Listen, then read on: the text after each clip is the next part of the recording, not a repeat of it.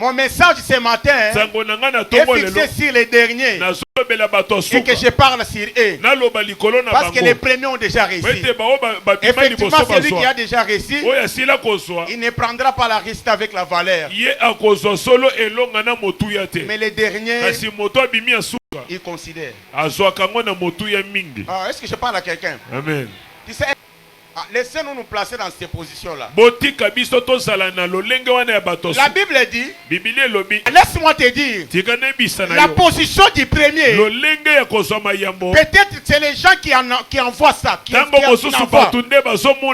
Peut-être qui compte. Même quand on nous proclame dans des études, tous ceux qui sont là, ils peuvent remarquer en toi tu es le premier. Mais je te signale que ce n'est pas ça la position que chacun de nous a devant l'Éternel. Et ce n'est pas ça ce qui détermine la destinée. C'est-à-dire dans la vie, tu peux être proclamé par tous les premiers. Mais dans la classe de l'Éternel, peut-être le premier, c'est celui qui est le dernier. Que tout le monde a considéré qu'il est le dernier. Or devant l'Éternel, il a choisi le premier. C'est là où il y a un problème. Et Jésus dit, les derniers, selon les premiers. Pourquoi les derniers? L'humilité ne prend pas la première place. J'ai défini l'humilité ce matin dans mon message. Que l'humilité c'est le dernier. Est-ce que je parle à quelqu'un? Amen. L'humilité, c'est le dernier. L'humilité, ce n'est pas le premier. Je vous parle. Personne ne peut dire qu'il a l'humilité si on ne l'a pas humilié. Est-ce que je parle à quelqu'un?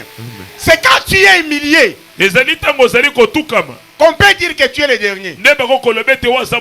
Qu'on peut dire que tu as l'humilité. Parce que pour te dire en toi que j'ai l'humilité à moi, il faut que tu sois un homme ou une femme. Chaque fois que tu es humilié, c'est là où tu parleras que tu as l'humilité en toi. Parce que si tu n'es pas humilié, tu ne diras jamais que tu as l'humilité. Je te poserai la question, tu en as eu où?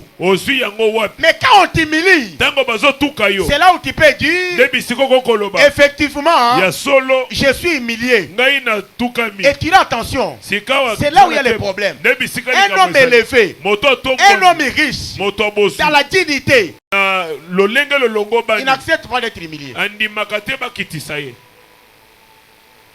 Est-ce qu'on est ensemble? Amen. Ce n'est pas facile devant celui qui est le haut gradé d'accepter d'être le dernier. C'est là où il y a l'incarnation de la puissance. Ah non, non, laissez-moi être le dernier. C'est la puissance de l'Éternel se cache dans les derniers. C'est pourquoi la Bible dit, la Bible ne dit pas qu'il y a un matin et qu'il y a un soir. Non, la Bible commence avec il y a un soir. Amen. Amen. La Bible commence avec les 6 millions. C'est pour changer l'histoire. Parce que celui qui est humilié, les jours il sera élevé. Il n'oubliera jamais celui qui l'a élevé. Mais celui qui est élevé, même si on l'élève encore, il ne comprendra pas l'importance de cette élévation. Ce matin je te dis, même si on a déjà écrit une histoire, peut-être vers la fin, on parlera du dernier.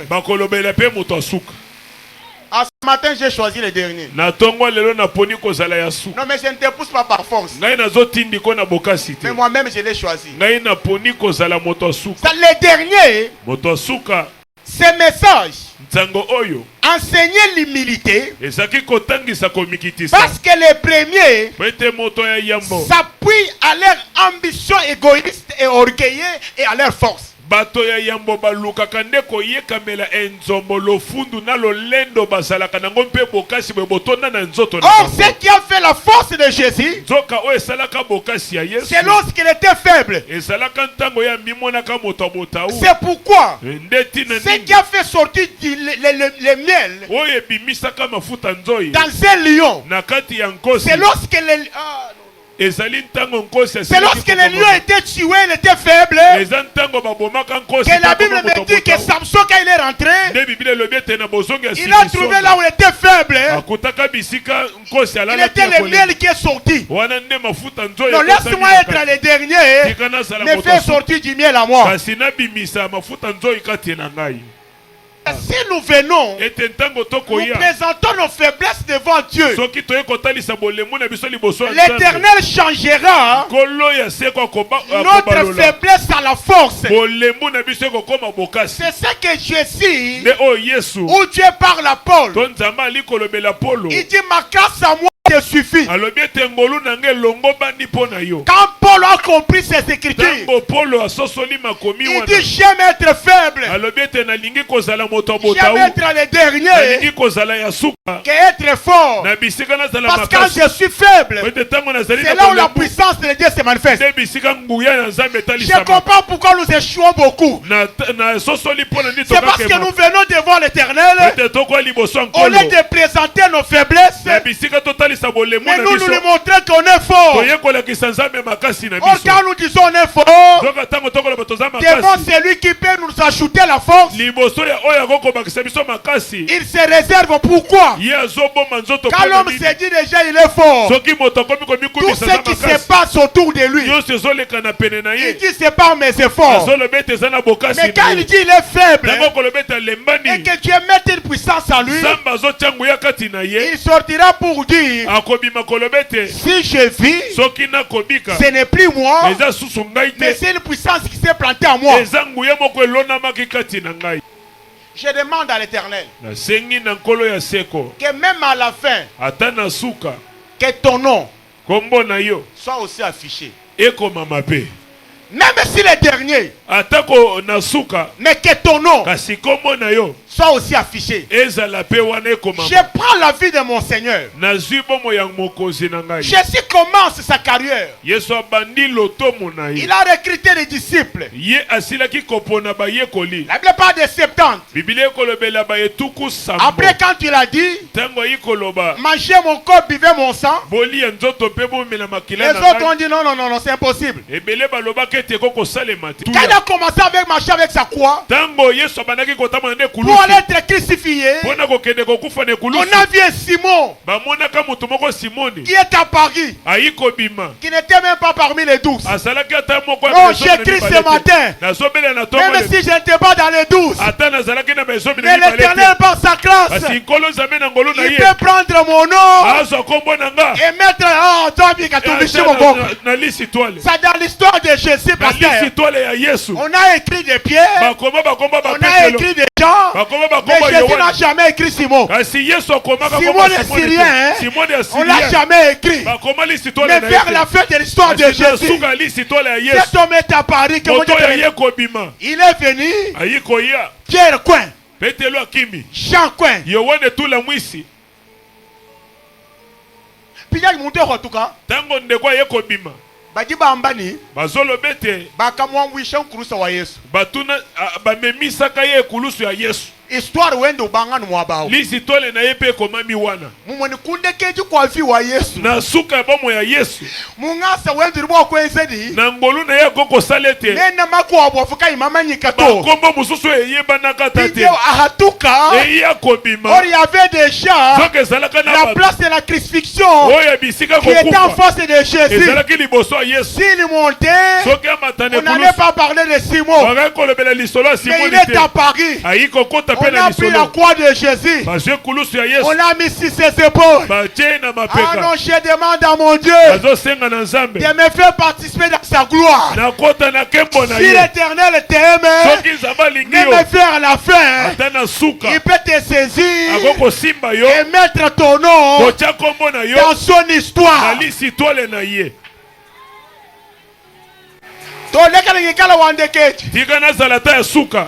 au début, j'allais demander à Pierre, est-ce que tu connais Simon? Il allait me dire, d'abord Simon c'est qui? Moi j'ai marché avec Christ, il m'a donné la clé. Mais vers la fin là-bas, non, je suis le dernier. Qui mon maman? Et ministère Simon. Lotomo oyo ya kozala muto asuka ezali mwa mpasi. Pinje witabu ikala muntu wakeji. Ondima kozala muto asuka. Ndo kumfoni. Na ye kososolete. Hakadi besa quand on fait des commentaires sur Simon Syrien. Tango bazali kobeta lisolo ya Simoni de Syrie. On lui colle le nom qu'il était le disciple de Jésus. Bazo bambaye kombo te ye pasala ki moye mais quand Jésus avait choisi les 12, Simon n'était pas là. Laisse-moi te dire que dans les ténèbres, quand ça fait ténèbres là, quand ça fait sombre là, non, il y a les gens qui sont déjà réservés. Et même vers la fin, on peut écrire le nom.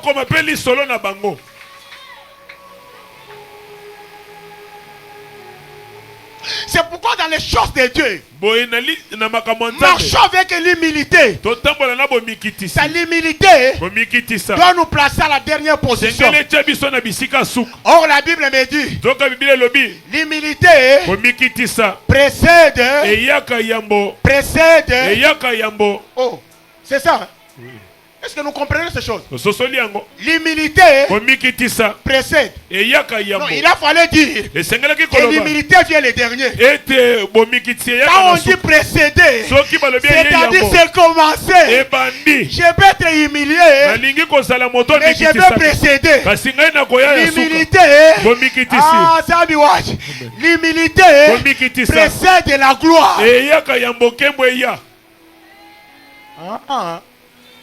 Si je suis le dernier, si je suis humilié, même si je ne demande pas l'élévation, si tu crains Dieu, tu t'humilies, même si tu ne demandes pas l'élévation, l'Éternel va t'élever. Si tu es humilié, même si tu ne demandes pas la gloire, Dieu lui-même mettra ton nom, que mon Dieu va te bénir, mais dans son histoire. Je comprends maintenant que j'ai le droit de prêcher la vie de Simon Syrien. Mais qui au début de Jésus, il était nulle part. Partout tu te présentes. Si tu es effacé, Dieu va te faire apparaître. C'est pourquoi la Bible dit, ceux qui s'élèvent, ils seront humiliés. Oui, quand il dit wa kudibandisha to, wewe udibandisha nzambi na kuwekesha. Bide wewe udiwekesha nzambi tu kubandisha. Bide nzambi ya kubandisha. Kwa na muturu mwa kukuwekesha to. Bide dibandisha nzambi joja. Na kuleka la tika la bande keji. Nzambi ya tombo le koko teka kumpara. Tu sais que si l'Éternel te place devant, même si tu es au milieu des sorciers, des magiciens, personne ne peut changer la place que Dieu t'a placé. Mais cette place ici, c'est l'ouvert. Humiliez-vous. Amen. Amen. Quand vous marchez dans vos vies, ayez le sens d'humilité. Et quand tu vois dans ta vie, on commence à t'humilier. Sache que ton élévation n'est pas loin. Ah, je n'ai jamais vu une personne même dans la nature qui s'humilie, aller avec sa souffrance jusqu'à la fin. D'abord l'humilité, c'est un grand témoignage. C'est quand tu t'humilies, même si toi tu ne parles pas, l'humilité a la bouche pour parler de toi. L'humilité peut dire aux gens, cet homme, lui il est innocent. C'est ce qu'il a fait à la croix. L'autre a regardé là, dit non, celui-ci est innocent, mais nous on mérite. Jésus n'avait injurié personne.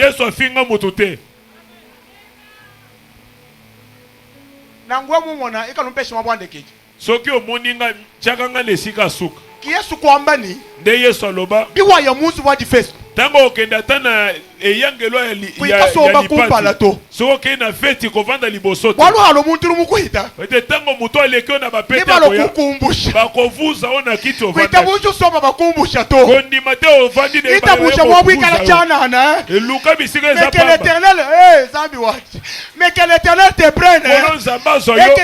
Écoutez, laissez-nous ciel ouvert. Être humilié. Mais devant la salle de Dieu, qu'on soit les premiers.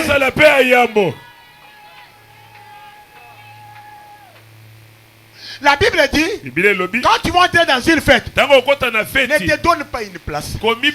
Les gens échouent aujourd'hui parce que les gens se donnent des places et des positions.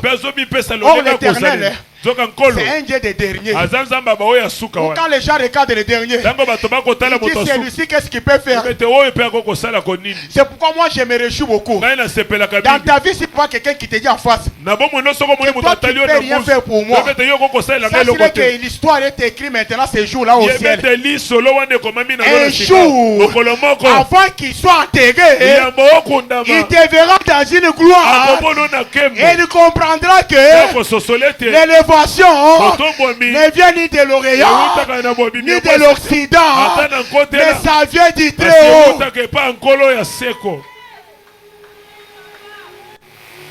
Est-ce que j'ai parlé à quelqu'un? Kiborkai mufi na bomo ina yo ikala wite musha shuka lo wandekeji ndima ko zalata ya suka wana kadikala ni nzambi zalane na nzambi wakame mutante muvumukisha musimani wakwambile ni tamu na tali temo na teku na poso na koloba faut même dire que tu es seul et sengela tolo boza yo moko mais sois avec Dieu parce zalana nzambi parce que si tu es avec Dieu et soko zalana nzambi c'est-à-dire tu n'es pas seul et la kise toza yo moko le Dieu qui positionne zambo pesa ka batulo lenge qui prend du bas oya lokota ka nganza misi pour amener vers le haut là-bas azwa ka bisiko e kama chone bisike lobo non non je voulais te dire et quand il t'élève comme ça cela ne veut pas dire que l'alpha sera Emmanuel ou bien Emmanuel effacera Omega.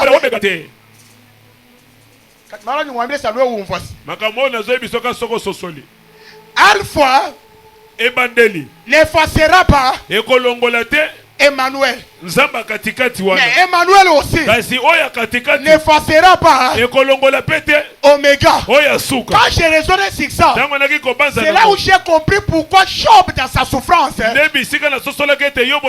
a dit mon rédempteur se révérend. Il n'a pas dit le premier. Job a compris que laisser les gens leur première place là, et mon Dieu à moi, il est le maître de ta main qui change le temps.